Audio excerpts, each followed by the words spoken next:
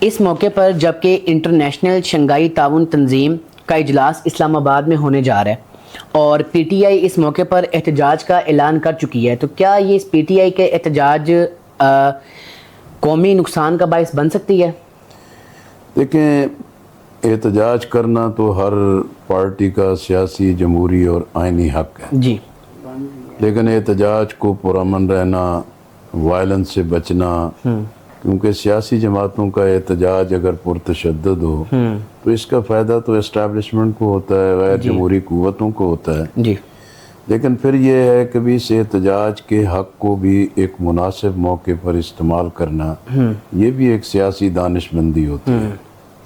اب جب S C او کا، شنگھائی تعاون تنظیم کا اجلاس پاکستان میں ہو رہا ہے جس میں مختلف ممالک کے سربراہ آئیں گے، اور ظاہر ہے کہ یہ جو کانفرنس ہوتی ہے یہ کسی ایک حکومت کی یا پارٹی کی نہیں ہوتی، یہ تو پورے ملک کا ایک مشترکہ سرمایہ، اثاثہ اور اس کی ایک محنت ہوتی ہے۔ جی، اور ایک طویل مدت سے شنگھائی کوآپریٹو آرگنائزیشن کے بارے میں ہماری مختلف حکومتیں اس کا حصے دار رہی ہیں۔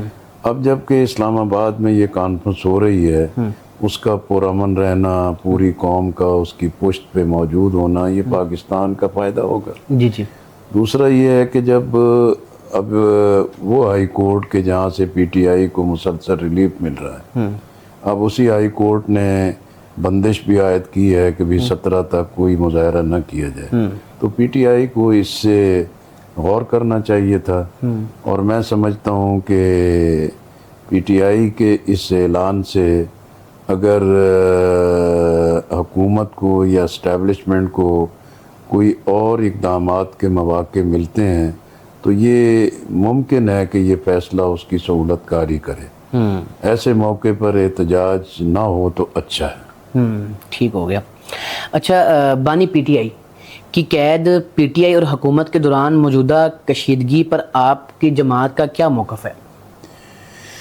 دیکھیں، ظاہر سی بات ہے کہ بھی یہ جو حکومت اور اپوزیشن کی کشمکش تو رہتی ہے، لیکن اس وقت 3 بنیادی چیزیں ہیں۔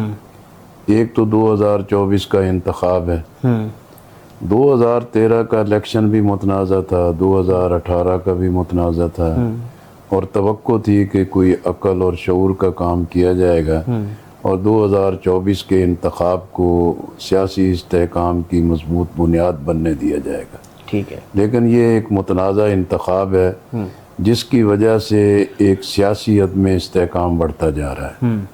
دوسرا یہ ہے کہ اگر انتخاب کروانا ہے اور انتخاب کے تقدس کو آپ قائم نہیں رکھیں گے تو ملک بھی غیر مستحکم ہوگا، سیاسی عدم استحکام ہوگا اور اقتصادی مسائل بڑھتے چلے جائیں گے۔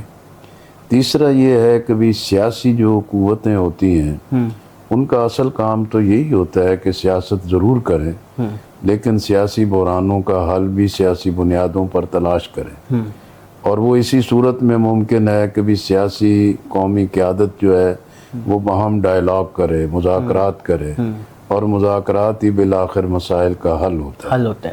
اب آپ دیکھیں پی ٹی آئی نے آئینی ترامیم پر جو ہے حکومت کے ساتھ مذاکرات کر رہی ہے، ان کے ساتھ جا کے بیٹھتے ہیں۔